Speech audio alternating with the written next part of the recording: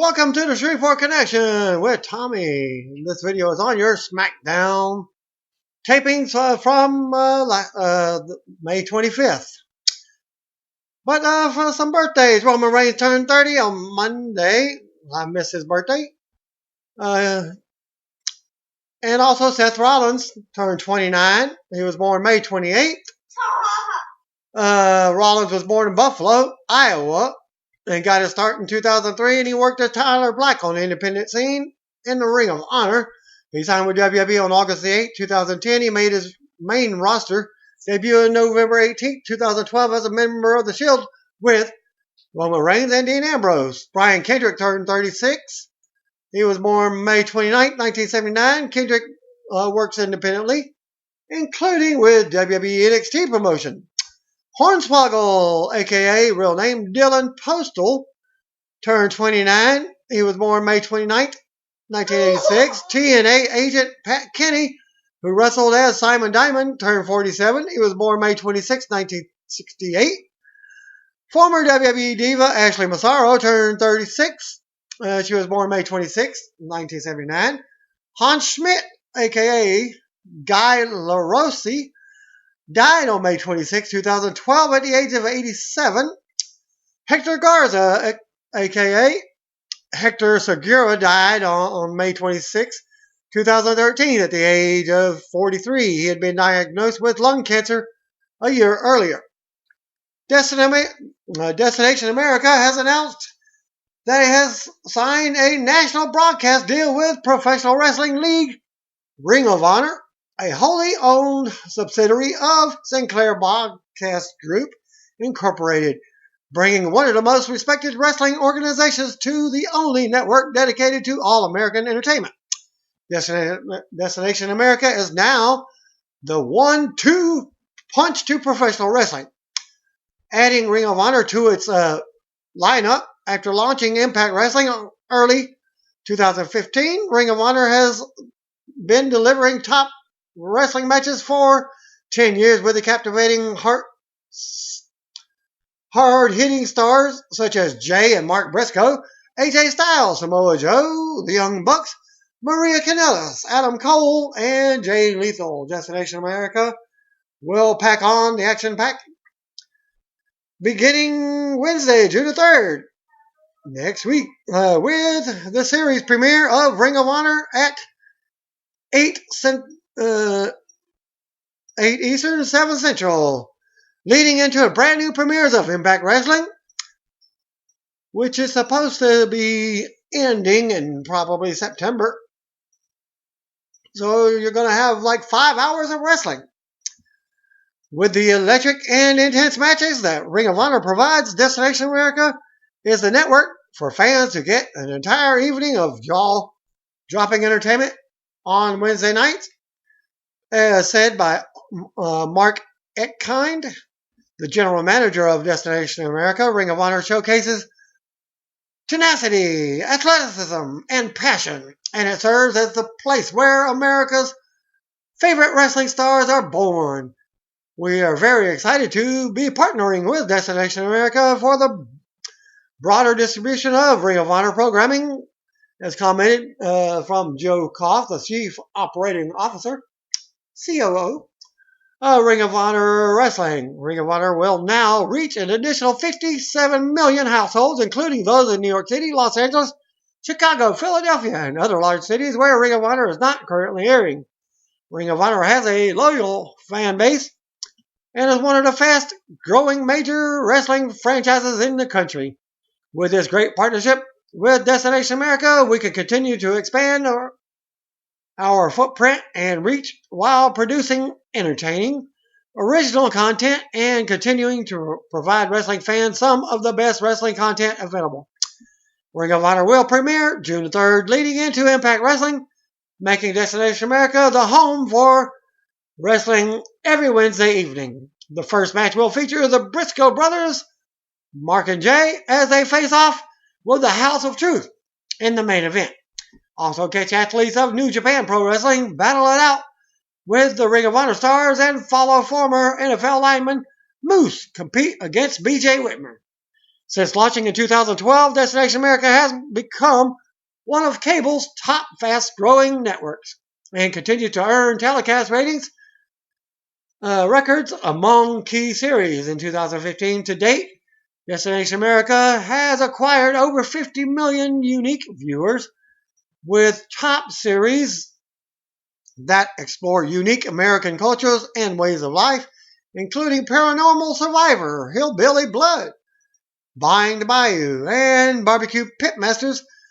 Destination America's programming spans the nation from Alaska, Hawaii, and Colorado to Louisiana, West Virginia, and communities in between. To find Destination America, go to destinationamerica.com/watchda. V2 Wrestling Podcast had James Storm on there and hosted by Adam Davey. Interview is available at v2journal.com. And here's the highlights from it. He comments on the original plan for the Revolution.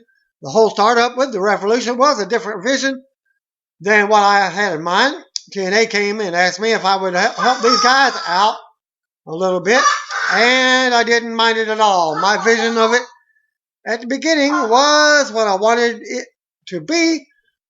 Me, Gunner, Sam Shaw, Lance Hoyt, and Crimson. You look at that group, and those are some bad boys. But they had a different vision of it, and they asked me what I thought of it. I make the best out of everything, what I'm given, and if I'm able to help some guys out along the way, that's what I'll do.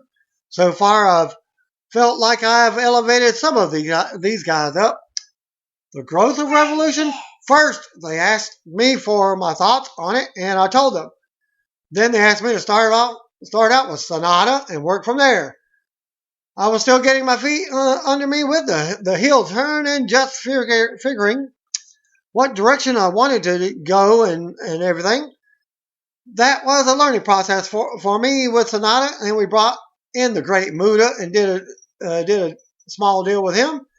Then it just started growing, and we brought in Manic, Abyss, Koya, and I've been working who have been working closely to try and get more ring time and more ring experience for him.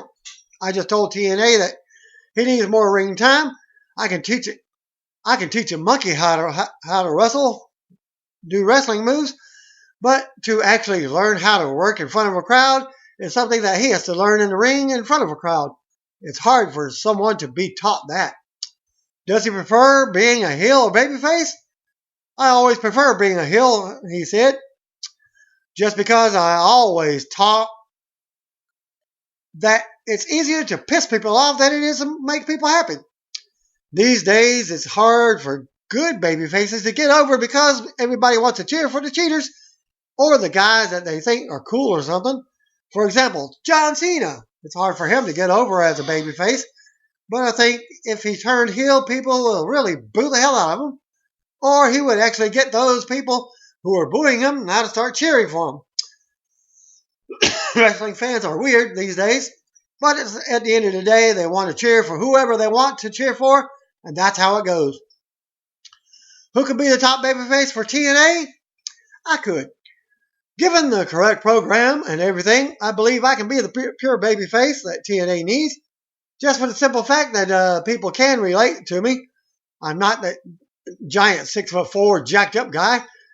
People from town say, I want to root for this guy because he kind of reminds me of someone I'd like to hang out with or could hang out with.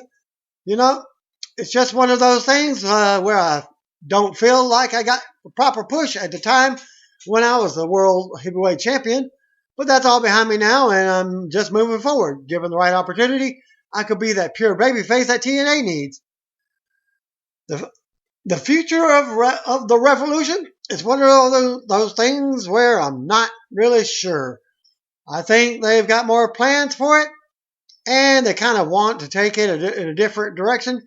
Maybe the direction I thought was of at the beginning. They talked to me about the new people coming in and what I thought. I'm always about trying to make the product better, because once the product is better, everyone makes more money. This whole Revolution thing, I like doing, But at the same time, I like being on my own as well. His real life friendship with Gunner. I've been friends with Gunner and Kristen for a long time. They came to me when me and Gunner had our feud, and they asked me if I would help elevate him because I think they wanted to do something with him and the world title. And of course, I was like, yeah, I love Gunner to death, and if I can help him out, that's fine.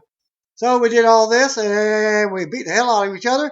But then he was left off TV for a while, and it kind of bothered me a little bit.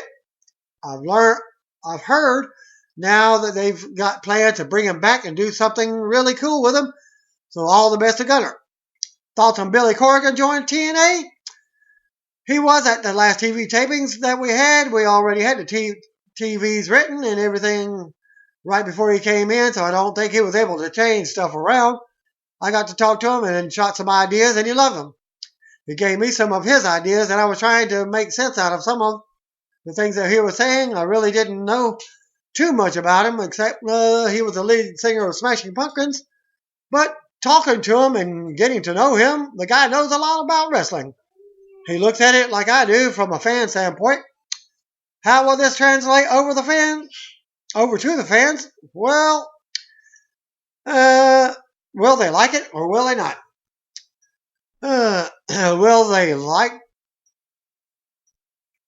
Will they be like, this doesn't make any sense at all?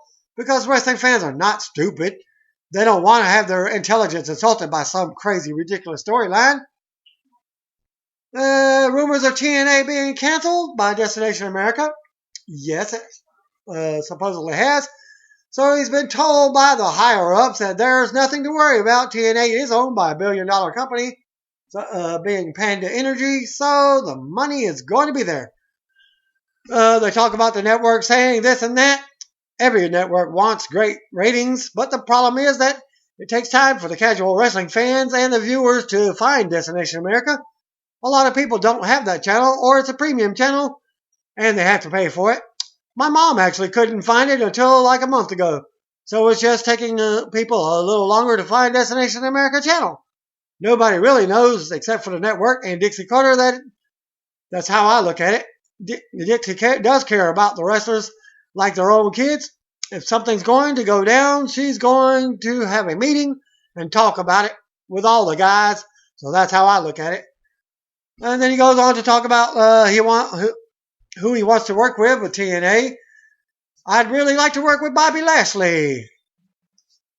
I think me and him could have some good matches with him being a babyface and me being a heel or vice versa. And my daughter's trying to get in hers, so she wants to do a video of her own very shortly. And back to James Storm's interview. Back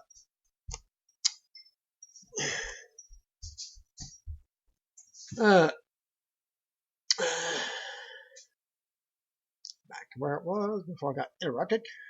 Okay, Bobby, I think me and him could have some good matches with him being a babyface and me being a heel.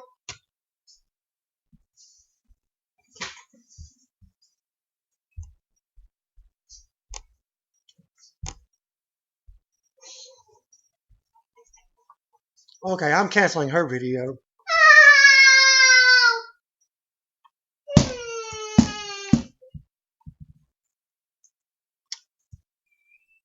I wish all the luck and everything, but it's one of those ideas that I also pitched to TNA.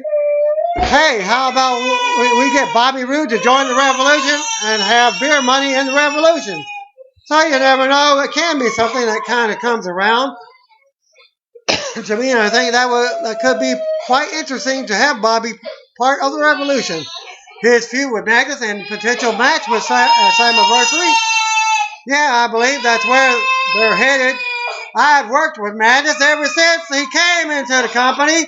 When he first came in, they put him with Doug Williams, and he and Doug worked with me and Bobby a lot on the live events and the TV, just get him used to the American style, because I don't think Magnus had really been working that long when he came into TNA, maybe 3 years or something. It's night and day with him now. He goes in there and he puts everything into his matches. He's a student of the game. It's really a testament to him to show that he's not here to just collect a paycheck. He's learning and he wants to be the best. If my daughter will behave, she might get to do her video. WWE star Rusev was reportedly injured during Tuesday's tapings of the SmackDown taping. According to correspondent report at the TV taping, Rusev started to favor his right ankle during a singles match against Ryback, thus being taken out of the pay-per-view as well. After the match ended, Rusev was held backstage by medical personnel. This was followed by a tweet posted Wednesday morning showing Rusev at the airport sitting in a wheelchair with his right ankle foot in a walking boot. Rusev is scheduled for the Intercontinental title Elimination Chamber match on Sunday, which will likely address Rusev's WWE will likely address Rusev's status after Thursday's SmackDown episode airs. If it's not a work, it's a very convenient injury, as it gives WWE an out to remove Rusev from the Chamber match. Other than continuing his issue with Dolph Ziggler, Rusev really should be in the Chamber match. He doesn't need the IC title, and there's no way he should be pinned or submitted in the multi-man match setting where it would be a historic event. Lost in the shuffle of the match. Depending on the severity of the reported injury, it could turn out to be a good thing for Rusev. Former Ring of Honor TV champion Tommaso Ciampa is under another indie talent that will be now working with WWE as he gets a tryout beginning in Orlando this coming week. We noted before that tough man Hafthor Bjornsson of HBO's Game of Thrones was visiting at WWE Performance Center last week and working out. WWE officials are interested in signing him. One person who was watching him train noted to the Wrestling Observer newsletter that it seemed like he didn't have his heart in it. WWE officials have discussed having the NXT Divas work in the main event of the next NXT TakeOver special. This is due to the success of the recent NXT Divas matches as well as the crowd reactions. Big Show and Randy Orton have been kept off TV for a while because they were not booked for matches at the Elimination Chamber, as both superstars are expected to return for the 2 weeks of build between the Elimination Chamber and the Money in the Bank. UFC's Bantamweight champion Ronda Rousey recently made a Wall Street Journal cafe appearance and was asked about WrestleMania 32. Rousey said that she wants to do something with WWE again because she already started something and believes the audience needs a resolution to her angle with Stephanie McMahon. As Rousey also expresses interest in coming in for a period of time, not just for one show, the one night stand, so they can build her up for a match. She will be filming a movie during WrestleMania 32 season, so it's highly unlikely she works that show. Despite recent comments by UFC president Dana White, Rousey believes she can change his mind about letting her work WWE. Rousey also stated that she has an idea to try and keeping her name alive by getting the Four Horsemen, Shayna Baszler and Jessamine Duke involved with WWE or NXT.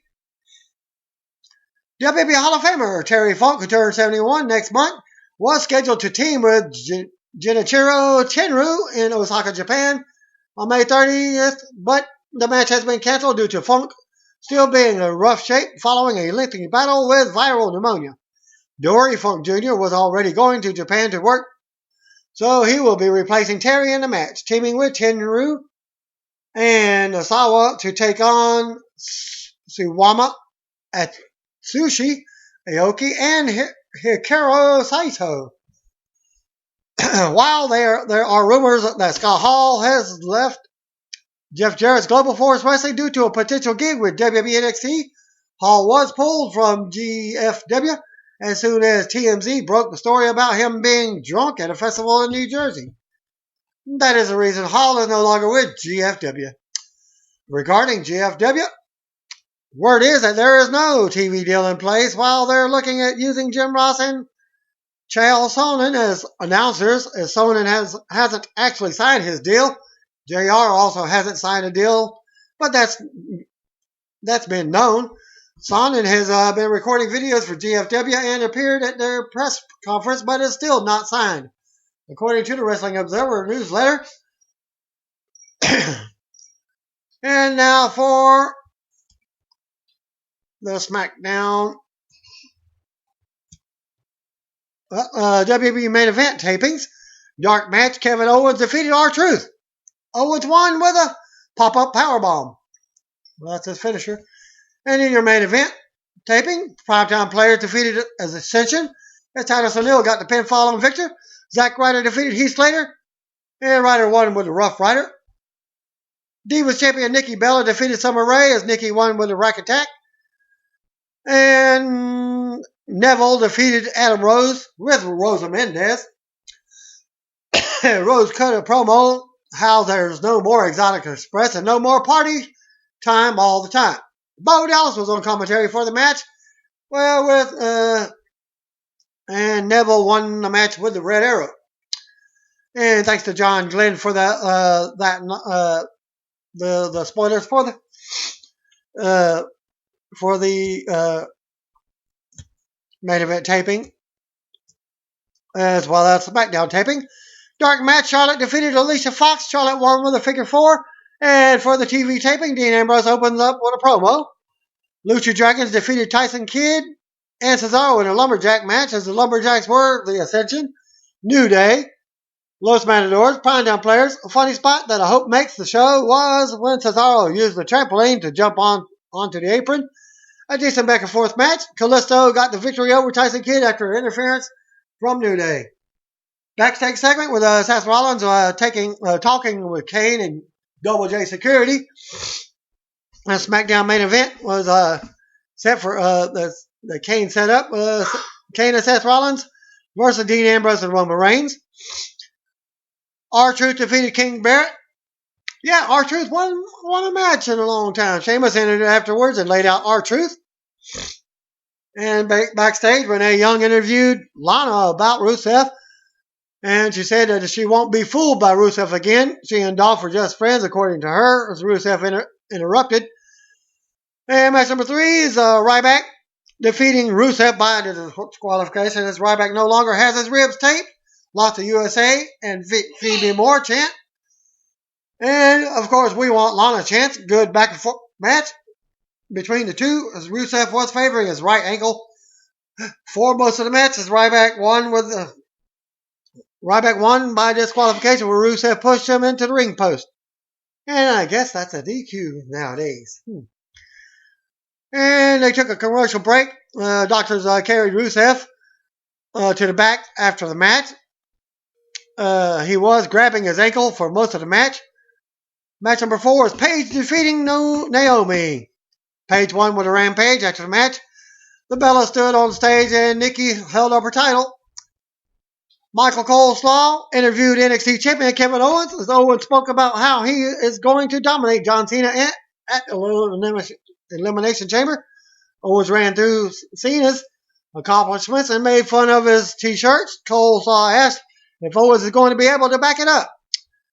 A clip played of what Owens did to Sami Zayn at NXT TakeOver, as Owens said that if he did that to his best friend, imagine what he'll do to Cena. He closed by saying this Sunday he will find out. The real champ is here. And your main event, Roman Reigns and Dean Ambrose beat Seth Rollins and Kane with Double J Security by disqualification. Huge pop for Reigns. Lots of Justin Bieber and You Sold Out chants directed at Rollins. Ambrose was selling for much of the match, which surprised the reporter, since he's the number 1 contender. Ambrose had a cool spot when Double J Security was beating on him. He did his rebound double clothesline, sending Double J over the announce table. Roman got the hot tag and took it to Kane and Rollins. And things then began to break down as Reigns hit the Superman punch and covered Rollins. Double J Security recovered and caused the disqualification. New Day came out and were beating up Ambrose. Reigns did his dive over the top. There was even a spot where Kofi jumped off the top rope into a Superman punch. Kane and Rollins gained the upper hand. When Kane chokeslammed Reigns and Rollins, pedigreed Ambrose, Rollins stood over Ambrose to close the show. And the dark match main event. Bray Wyatt came out and attacked Reigns and Ambrose. Reigns and Ambrose got the upper hand, hit their finishers, and set the crowd whole happy. And that concludes my SmackDown tapings for this week. Thanks again. Peace out. See you where I want to be. By the way, if you don't know, you better call me, bro.